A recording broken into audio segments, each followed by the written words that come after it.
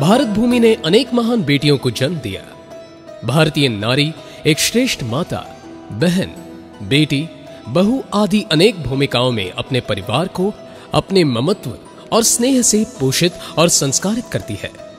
वही भारतीय इतिहास में नारी एक महान विदुषी, संत, भक्तिन, वीरांगना, रानी, महारानी जैसे अनेक रूपों में विद्यमान है, परंतु हम इतिहास के इस महान गाथा को पढ़ ही नहीं पाए। इसलिए अब समय आ गया है कि हम इस अमृत काल में अपने देश की महान नारी आदर्शों को जानें, उनका अध्ययन करें। वर्तमान वर्ष राजमाता अहिल्या देवी होलकर के जन्म का त्रिशताब्दी वर्ष है, इसलिए हम राजमाता अहिल्या देवी होलकर के बारे में जानेंगे। मालवा राज्य की राजमाता अहिल्या देवी होलकर का नाम मध्य भारत में बहुत गर्व के साथ लिया जाता है। सन 1767 से सन 1795 तक उन्होंने मालवा राज्य का राजकाज संभाला। राजमाता अहिल्या देवी का ये 28 वर्ष का कार्यकाल भारतीय इतिहास की अनमोल धरोहर है। उनके इस शासनकाल का स्मरण आज भी सुशासन और उत्कृष्ट व्यवस्था की दृष्टि से किया जाता है।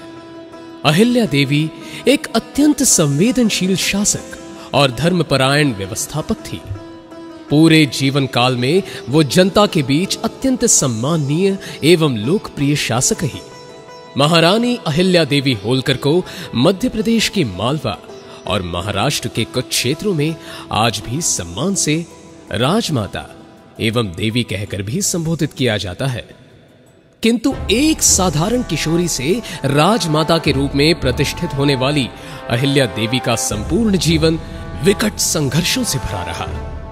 अहिल्या देवी का जन्म 31 मई 1725 को महाराष्ट्र के अहमदनगर जिले के जामखेड़ स्थित चौंडी नामक गांव में एक धनगर परिवार में हुआ था। सामान्य परिवार में जन्मी अहिल्या को उनके पिता श्री मनकोजीराव शिंदे ने पढ़ने लिखने के लिए प्रोत्साहित किया।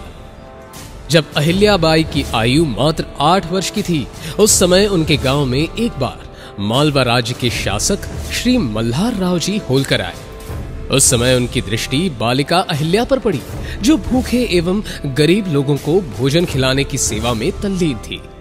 छोटी बच्ची में करुणा और मानवता का भाव देखकर मल्हार राव जी होलकर इतने प्रभावित हुए कि उन्होंने अपने बेटे खंडेराव का विवाह अहिल्या देवी से करवाया।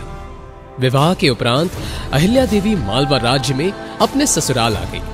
वर्ष 1754 में उनके पति श्री खंडेराव जी एक युद्ध में लड़ते हुए वीर गति को प्राप्त हुए और अहिल्या देवी मात्र 29 वर्ष की आयु में ही विधवा हो गई। अपने पति की मृत्यु के बाद वे सती होना चाहती थी, परंतु उनके ससुर ने उन्हें सती बनने से रोका और उन्हें राजकाज संभालने के लिए प्रेरित किया। अहिल्या देवी भी राज्य के कार्यों को पूरी तल्लीनता के साथ सीखने लगी। कुछ समय बाद वर्ष 1766 में उनके ससुर मल्हार राव होलकर जी भी दिवंगत हो गए। तब अहिल्याबाई के बेटे मालेराव होलकर ने शासन की बागडोर संभाली, किंतु कुछ ही दिन बाद वर्ष 1767 में मालेराव का निधन हो गया। पति, पुत्र और पिता समान ससुर को खो देने से अहिल्या देवी पर दुखों का पहाड़ ही टूट पड़ा। इधर अंग्रेज अपने शासन को पूरे भारत में ही फैलाने के लिए लालायित थे और प्रजाजन, साधारण गृहस्थ, किसान, मजदूर अत्यंत हीन अवस्था में थे। संकट की इस घड़ी में अहिल्या देवी ने धैर्य से काम लिया और जनता के हित में राज्य की बागडोर को अपने हाथ में ले लिया। दिनांक 11 दिसंबर 1767 को वह मालवा की शासक बनी। उन्होंने नर्मदा किनारे स्थित महेश्वर को अपनी राजधानी बनाई। अहिल्या देवी ने इंदौर को एक छोटे से गांव से समृद्ध नगर बनाया। उनके राज में सड़कें दोनों ओर से वृक्षों से घिरी रहती थी। उन्होंने पथिकों के लिए कुएं और विश्राम गृह बनवाए। राजमाता प्रतिदिन लोगों की समस्याएं दूर करने के लिए सार्वजनिक सभाएं रखती थी। विदेशी आक्रांताओं ने भारत के कई तीर्थ स्थलों को नष्ट कर दिया था एवं मुगलों ने मंदिरों को तोड़ दिया था। अपनी तीर्थ यात्राओं के दौरान मंदिरों की ये स्थिति उनसे देखी नहीं गई और उनके जीर्णोद्धार में वो जुट गई। राजमाता अहिल्या देवी ने न केवल इंदौर नगर अपितु मालवा राज्य की सीमाओं के बाहर पूरे भारत के प्रसिद्ध तीर्थ स्थानों पर मंदिरों, घाटों, कुओं, बावड़ियों, धर्मशालाओं विश्राम गृहों आदि का निर्माण एवं जीर्णोद्धार करवाया। ये स्थान है अयोध्या, हरिद्वार, कांची, द्वारका, रामेश्वरम, बद्रीनाथ, सोमनाथ, जगन्नाथपुरी, काशी, गया, मथुरा। कई स्थानों पर तो नए नए मार्गों का निर्माण भी करवाया। गरीबों के लिए अन्न क्षेत्र प्रारंभ करवाए एवं प्यासों के लिए प्याऊ स्थापित करवाए। कई मंदिरों में शास्त्रों के मनन चिंतन और प्रवचनों के उद्देश्य से विद्वानों की नियुक्तियां की। राजमाता अहिल्या देवी के राज्य में कला का विस्तार हुआ।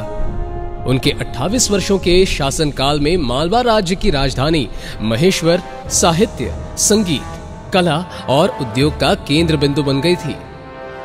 राजमाता ने कई बार युद्ध में अपनी सेना का नेतृत्व स्वयं किया था। वे एक साहसी योद्धा और धनुर्विद्या में प्रवीण थी। राजमाता हाथी की पीठ पर चढ़कर लड़ती थी। हमेशा आक्रमण करने को तत्पर भील और गोंड से उन्होंने वर्षों तक अपने राज्य को सुरक्षित रखा। राजमाता ने अपने विश्वास पात्र सूबेदार तुकोजी राव होलकर को अपना सेनापति बनाया था, जिनके पास सेना की पूरी कमान थी। वहीं राजमाता ने शासन और प्रशासन का दायित्व स्वयं के पास रखा था। राजमाता ने राज्य और अपने स्वयं के खर्चे को भी अलग किया, यानी जो खर्चा वो स्वयं पर करती वो उनका अपना संचित धन रहता था और राज्य के विकास के लिए खर्चा राजकोष से होता था। अर्थात शासन व्यवस्था में उस समय उन्होंने एक अलग स्तर की पारदर्शिता को स्थापित किया। राजमाता अहिल्या देवी न्याय के प्रति बहुत सजग रही एवं अपने राज्य में नियमबद्ध न्यायालय बनवाए। गांवों में पंचायतों को न्यायदान के व्यापक अधिकार दिए। उन्होंने महिलाओं के हित के लिए कई बदलाव किए। उन्होंने विधवा महिलाओं को उनके पति की संपत्ति को प्राप्त करने का अधिकार दिलवाया और विधवाओं को पुत्र गोद लेने का अधिकार दिया। इससे पूर्व विधवाओं के पति की संपत्तियां राजकोष में जमा कर ली जाती थी और पुत्र गोद लेने का विधान भी नहीं था। राजमाता ने अपने शासनकाल में राज्य के सिक्कों पर शिवलिंग और नंदी अंकित करवाया। अहिल्या देवी परम शिव भक्त थी। भारत सरकार ने राजमाता अहिल्या देवी की स्मृति में 25 अगस्त 1996 को डाक टिकट जारी किया। उनके सम्मान में भारत सरकार तथा विभिन्न राज्यों की सरकारों ने उनकी प्रतिमाएं बनवाई हैं और उनके नाम से कई कल्याणकारी योजनाएं भी चलाई जा रही हैं। महाराष्ट्र के जिस जिले में राजमाता का जन्म हुआ था, उस अहमदनगर का नाम बदलकर अब अहिल्या नगर कर दिया गया है। राजमाता अहिल्या देवी का जन्म केवल महिलाओं के लिए ही नहीं, बल्कि समाज के हर वर्ग के लिए प्रेरणादायी है।